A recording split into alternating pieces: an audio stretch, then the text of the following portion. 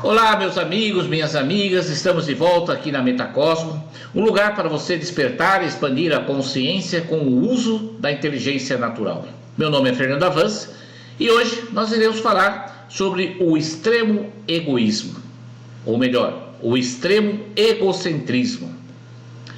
Muito bem, nesta semana está acontecendo, nós estamos gravando em janeiro de 2024. Nessa semana está acontecendo em Davos, lá na Suíça, um fórum econômico, um fórum internacional econômico, que é um evento que reúne os maiores magnatas e os líderes, os presidentes, os imperadores, entre aspas, lógico, daqui da humanidade, E a teoria é que eles vão para lá para discutir temas para o desenvolvimento econômico, propiciando uma humanidade melhor. Eu poderia bater palmas para eles se isso fosse verdade. No entanto, nós já sabemos que esse encontro não deixa de ser um encontro preditivo, onde os magnatas passam aqueles da qual eles comandam, porque são eles que elegem. Tem até uma passagem que fala que um dos Rockefeller ou Rockefeller, não sei, Rockefeller ou Rockefeller, falou assim para um brasileiro que teve acesso a ele, falou assim: o povo está dividido entre o partido A ou o partido B. E ele apenas disse: tanto faz qualquer um dos partidos, sempre vocês vão estar elegendo aquilo que nós queremos. Em outras palavras, um sistema que banca, por exemplo, uma guerra e financia os dois lados, como aconteceu em várias guerras aí na Inglaterra, nos Estados Unidos, um sistema que domina totalmente o humano, produzindo guerras, produzindo fomes, produzindo sistemas caóticos na saúde, produzindo mortes. É esse mesmo sistema, essas mesmas pessoas que defendem massacres de pessoas, que defendem a miséria em continentes como a África, como a América Latina, a Ásia, são essas mesmas pessoas que se reúnem, chegando com seus jatinhos, ficando em hotéis luxuosos e dizendo: nós estamos aqui para definir as estratégias para trazer prosperidade para a humanidade. Grande ilusão. E pior ainda, teve uma das palestrantes que disse o seguinte: nós temos que criminalizar a agricultura e a pesca, porque são verdadeiros criminosos, porque estão acabando com o meio ambiente. Calma aí. Em que mundo ela vive? Será que ela consegue sair do gabinete tendo lanchinho toda hora, tendo comidinhas toda hora, tendo garçons que servem até na boquinha se for preciso? Como que essas pessoas podem dizer besteiras como essas? E nós, que estamos buscando despertar a expansão da consciência, até quando nós vamos aceitar permanecer num mundo criado por um Deus Javé, ou Jeová, ou Alá, escolha o nome que você quiser, que no Antigo Testamento mandava matar as crianças, mandava seu povo escolhido invadir uma cidade e mate todo mundo. Pega algumas passagens da Bíblia, um Deus Javé que fala: você faça a guerra contra tal lugar e matem todos, crianças, adultos, mulheres, matem todos, não deixa ninguém, não sobra ninguém. Que Deus Javé é esse? Que Deus rancoroso, invejoso, Deus irado, que Deus vaidoso que é esse? E até quando a humanidade vai render homenagem a um Deus vaidoso? Nós aqui na Metacosmo sabemos que está na hora da verdade ser revelada. É lógico Que não adianta a gente ir com bandeiras, com faixa, em frente de um fórum como esse de Davos, até porque você nem consegue chegar lá, né? Porque lá só entram quem chega de jatinho, a não ser que você tenha jatinho. Esse mundo está construído em cima de um extremo egocentrismo. Mas Buda fala, para você saber a causa do sofrimento, e no caso nós estamos analisando o sofrimento da humanidade, nós precisamos saber que tem como eliminar o sofrimento. Mas para eliminar, nós precisamos ir para a causa do sofrimento. E quando você analisa essas pessoas, qual é a causa desse sofrimento? É o extremo egocentrismo. E esse egocentrismo é quem precisa ser transformado, transmutado. Agora que nós já sabemos qual é a causa de uma humanidade cada vez mais dolorosa, manifestando um futuro de trevas, cabe àquelas pessoas que querem despertar a expansão da consciência encontrar o caminho para transformar tudo isso. E o caminho está dentro de você. Todos nós temos um poder interno que a igreja, que os dogmas estruturados sempre nos impediram de acessar.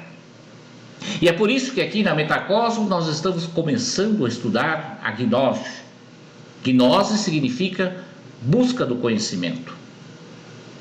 E a gnose, que advém, por exemplo, da filosofia hermética, que advém das grandes conhecimentos deixados por grandes seres que tentaram passar pela face da Terra e disseram para nós que o nosso cérebro tem antenas, que uma vez desenvolvidas essas antenas, faz com que a gente faça a conexão cósmica. Então chegou a hora de todos nós começarmos a ligar essa antena, que é a nossa glândula pineal, para que a gente faça a conexão cósmica, para que você possa ter o poder de trazer luz para esse mundo que sempre está estimulando as trevas. Você deve estar pensando, mas isso é impossível, estou sozinho. Joana d'Arc, com 17 anos, ela recebeu um dia lá uma missão, vai e salva a França, sozinha. Aí ela teve que reunir um exército, mas uma menina, 17 anos, que não entendia nada de batalha, não entendia nada, mas ela conseguiu mudar o mundo. Tanto é assim que ela é falada até hoje. O exemplo de coragem de Joana d'Arc deve ser o exemplo da coragem que todos nós podemos fazer a partir de agora. Todos nós temos uma força muito grande, um fogo sagrado que está presente na sua glândula, que está presente na base da sua coluna vertebral. No Apocalipse, fala-se dos 7 selos e das 7 igrejas. Isso, na verdade, é uma simbologia para falar das 7 etapas da sua coluna vertebral que se conecta com seus 7 chakras. Os 7 selos da coluna vertebral com as 7 igrejas, que são os 7 chakras. E o primeiro chakra representa a igreja de Éfeso. Se você for no Apocalipse, você vai encontrar essa expressão. E o 6º chakra, que é um dos mais importantes, é chamado da igreja de Filadélfia. Filadélfia, por sinal, é o nome de uma cidade americana, norte-americana, onde essa cidade é a expressão da liberdade, porque lá que nasceu o grito da independência do povo norte-americano, dos Estados Unidos. Por quê? Filadélfia representa exatamente isso. É preciso ter a liberdade, é preciso ser a liberdade. E a liberdade nasce quando você conecta a glândula pineal à conexão cósmica, porque é o único caminho para você libertar o espírito deste corpo que te aprisiona. E para você libertar esse corpo, você precisa recorrer à mãe.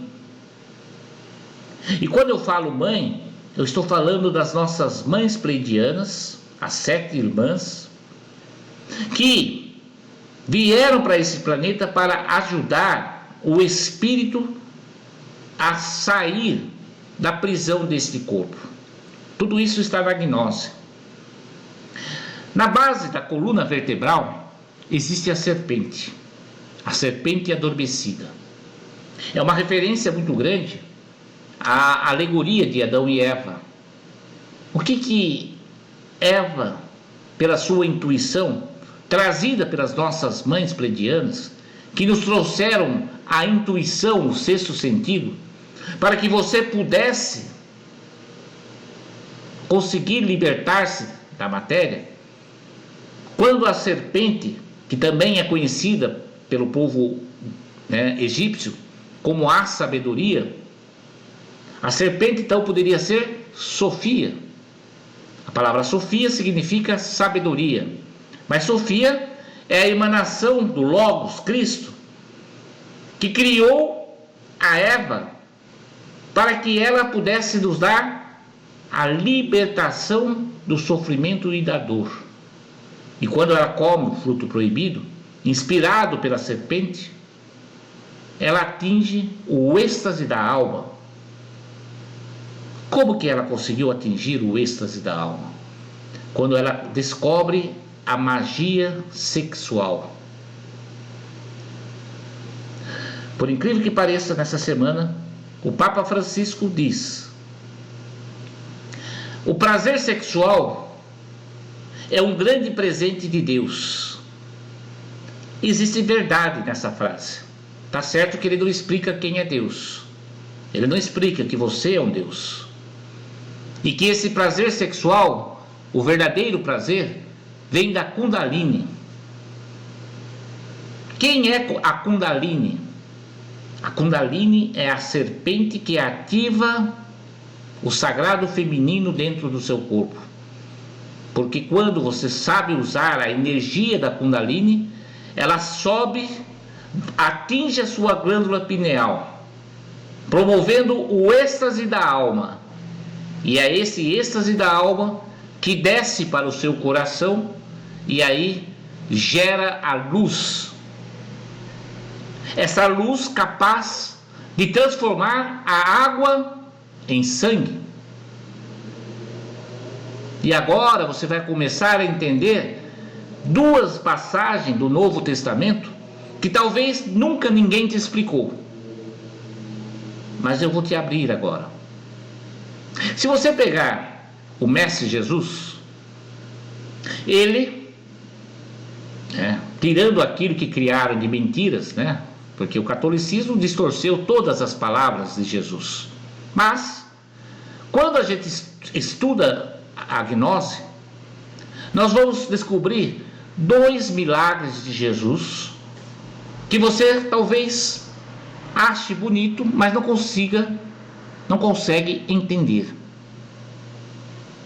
Essa noite, quando eu estava fazendo a minha meditação, fazendo a minha viagem astral, usando pirâmide e fazendo exercícios, veio uma revelação depois de um sonho muito importante. Todos os nomes que tem Y no meio são de origem sagrada, pois tem a missão de trazer revelações importantes para a humanidade. Por que o Y? O Y, ele sai do céu, né? Uma ponta com outra ponta, formando um V, e desse V sai a perna, mostrando que a grande força da humanidade está no V. Se você pegar o quadro de Leonardo da Vinci, né, aquela imagem entre Jesus e Maria Madalena, que nós já falamos sobre isso, ou o apóstolo João, forma um V. Esse V representa algo muito importante para o nosso conhecimento, que é o poder da Kundalini. Quando você une, se você pegar o caduceu de Hermes, né? O caduceu, que é aquele símbolo que os médicos usam, duas serpentes que se enrolam e se encontram na base da coluna vertebral, esse é o símbolo do Y. Duas forças que se descem, o feminino com o masculino, o encontro dos gêneros, para que haja a força que te liberta. A Kundalini está na base da sua coluna vertebral. Ela é a serpente adormecida, que pode permitir que você descubra o grande segredo, o fruto da sabedoria, o fruto da Sofia. E quando você descobre esse segredo, a serpente sobe, atinge a sua glândula pineal, que é o fruto da sabedoria. E quando essa glândula pineal é ativada, ela produz substâncias que promovem o seu êxtase da alma, o êxtase da sua essência. E a hora que você tem essa êxtase, nasce a cura para todas as doenças. Porque você transforma a água, que é o elemento primordial. Nós somos 70% água dentro do nosso corpo. Ela transforma essa água em sangue. E é esses dois milagres representados pelo Mestre Jesus, o primeiro milagre dele e o último milagre dele. Vamos recordar. O primeiro milagre dele, ele vai para uma festa de casamento, de matrimônio. O que é a festa de casamento? A junção de um homem com uma mulher, pelo menos naquela época. Hoje já, né, existem outros tipos de casamento, mas vamos falar da época, tá bom? A junção do gênero masculino com o gênero feminino, lobo cerebral direito com o esquerdo. Só que naquela festa, o que acontece? Acaba o sangue, o vinho, que é o motivo da alegria de todos aqueles convidados. O que isso é simbolicamente? Quando o seu sangue já não produz mais os efeitos necessários para que você tenha prosperidade, saúde, laços afetivos e que produza a felicidade, que é a questão da fecundidade e da produtividade, que isso que significa ser feliz. Quando acaba o plasma, chega Maria. Maria é a representação de Sofia. Todas as grandes divindades femininas, Maria, Cibele, Ísis e assim por diante, representa a Sofia, a Kundalini, que está a serpente adormecida. Então, Maria, que nesse momento não é a mãe de Jesus, e sim a manifestação de Sofia, a intuição presente em todos nós, graças à intervenção de Sofia, naquele ser criado defeituoso pelo demiurgo, por Javé, quando ela divide o homem com a mulher, surgindo Adão e Eva é a responsável pela intuição. Naquela festa, a festa poderia ser finalizada porque faltava o vinho, que representa o sangue. Maria no caso a mãe de Jesus, diz: acabou o vinho, tome providências. Ela não chegou para Jesus, perceba, ela não chegou assim: ai meu filho, acabou o vinho, o que nós podemos ajudar? Não, ela chega e dá ordem: acabou o vinho, tome providências. Quem que é o Cristo? Cristo, manifestado da figura de Jesus, porque todos nós temos Cristo, e Cristo é a glândula pineal.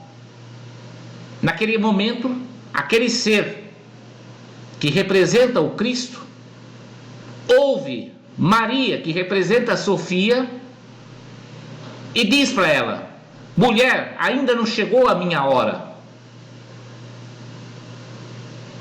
A mulher olha para ele, que é a Sofia, e diz: cumpra o seu papel. E aí, Cristo, que é a glândula pineal, transforma a água em vinho. O primeiro milagre de Jesus, o que é? A manifestação da Kundalini.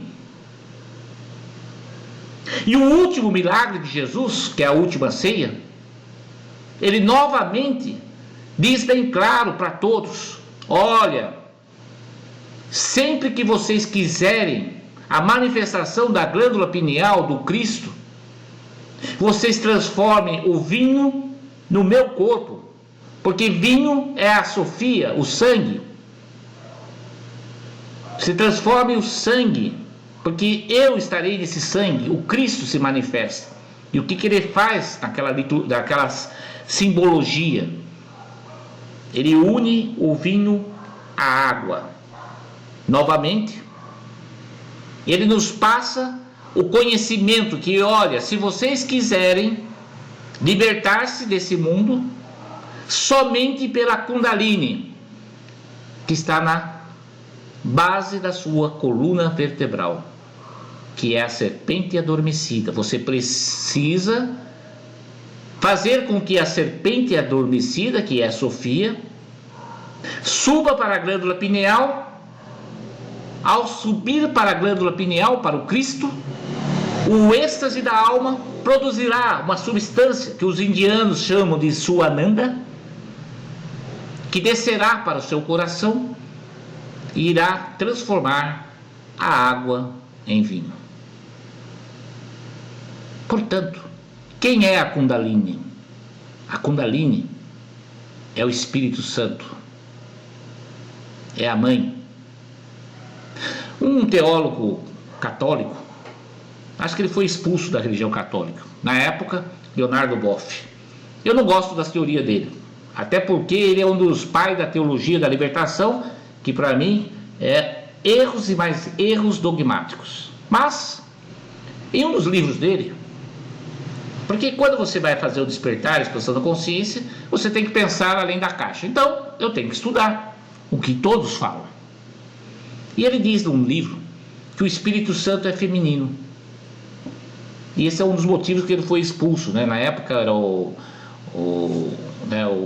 último Papa, o Bento, ele era o chefe da Santa Inquisição lá da igreja, na época o Papa era ainda o João Paulo II, ele era o cardeal Ratzinger, ele era o responsável pela Santa Inquisição. Então, por essas afirmações de Leonardo Boff, ele expulsou Leonardo Boff da igreja. Bom, esse é outro problema. Mas por que ele expulsou? Porque a hora que você começa a descobrir o poder da Kundalini, você começa a descobrir que é o grande segredo para que esses líderes bestiais que vão lá para Davos falarem besteiras consigam te dominar. Porque quando eles bloqueiam o seu poder, e esse poder nasce da magia sexual, nasce na junção do gênero masculino com o gênero feminino, é aí neste momento que você adquire a força interior capaz de libertar o seu espírito dessa matéria. Eu acho que você está começando a entender qual é a razão de algumas ideologias, que eu não vou citar aqui para não complicar, que falam coisas sem sentido, que não compreende a natureza humana, que não compreende o poder de co-criadores que nós somos. Porque essa maneira que eles estão divulgando a sexualidade, inclusive nas escolas com nossas crianças, me desculpe, é tornar os touros em verdadeiros bois. Você já observou, né?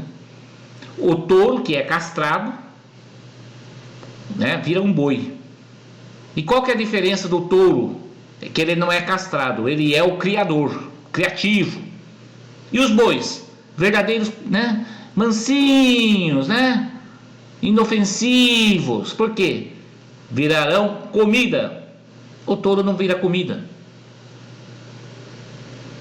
O boi sim. É isso que querem de você. Que você vire comida. Comida para quem? Para abastecer aqueles seres que estão na quarta dimensão e estão presos. Você só tem que gerar energia, porque é a sua energia plasmática que faz com que eles sobrevivam, porque do contrário eles já teriam sido extintos, inclusive Javé, esse mesmo Deus que muitas pessoas rezam, oram. Uau! E é por isso que o Papa, nessa semana, veio e falou: o prazer sexual é um grande presente de Deus. Lógico, é um grande presente seu que está dentro de você. Mas você precisa redescobrir, redefinir a sacralidade desse poder. Porque do contrário, você será um verdadeiro boizinho castrado, como a própria Igreja Católica Romana, por mais de 2000 anos, pregou que o sexo é sujo. Vocês todos têm um poder. Vocês têm o poder de transmitir o Espírito para os seus filhos, para os seus netos. E esse poder, que é sagrado, está sendo banalizado. Por quem? Por aqueles seres que não querem o seu poder. Todos nós temos o Espírito Santo dentro de nós. A yoga, que começa com Y, ela existe para isto. Mas não é essa yoga que, né, fazem em academia. Não é isso, não. Isso pode ter até como exercício físico, tem lá seu valor. Não estou questionando isto. É porque tudo querem transformar comercial, banalizar. Não é essa yoga que você vai na academia, né, e faz lá. Não é isso. A verdadeira yoga é a busca da sabedoria. É a filosofia. É a meditação. É o desapego. É a yoga que te faz o despertar da Kundalini. E ao despertar da Kundalini é quando você consegue vencer o extremismo do egocentrismo. Precisa fazer sexo para despertar a Kundalini? Não. Você pode despertar a Kundalini sem o sexo. Através do Tantra, né? É um conhecimento que vem lá da filosofia indiana. Mas saiba que um dos segredos está no seu poder sexual. Por sinal, quando você desperta a Kundalini, você consegue despertar o chakra esplênico, que é o chakra sexual. E ele é o responsável pela sua identidade. Quando você não desperta o esplênico, você não tem identidade. E, portanto, você não consegue a sua evolução. O esplênico faz com que a serpente suba até a glândula pineal e produza seu êxtase da alma. Mas tome cuidado. Não caia em narrativas dizendo que, olha o processo da Kundalini. Não, tome cuidado. Ele é muito sério. Só consegue esse poder quem de fato busca a expansão e o despertar da consciência. Nós aqui na Metacosmo trabalhamos para isso. E esse é o uso da inteligência natural que todos os dias eu falo para vocês. O uso da inteligência natural é o uso do poder que está dentro dos seus elétrons, dos átomos. Todos eles têm a Kundalini, e é por isso que você tem o poder de ser co-criador. E aí, o que você acha de tudo isso? Comente, pergunte, ou então coloque o seu conhecimento dentro do nosso canal. Então, nós temos aí os comentários. Curta, compartilhe, para que nós possamos cada vez mais formar uma grande egrégora de pessoas da luz que querem promover a verdadeira libertação, para que a igreja da Filadélfia, que não tem nada a ver com igreja, sim com o chakra frontal, que é a Filadélfia, seja real e não mascarada como acontece hoje nesses países que dominam o mundo. Seja magnífico, seja eterno, seja o amor. E assim é.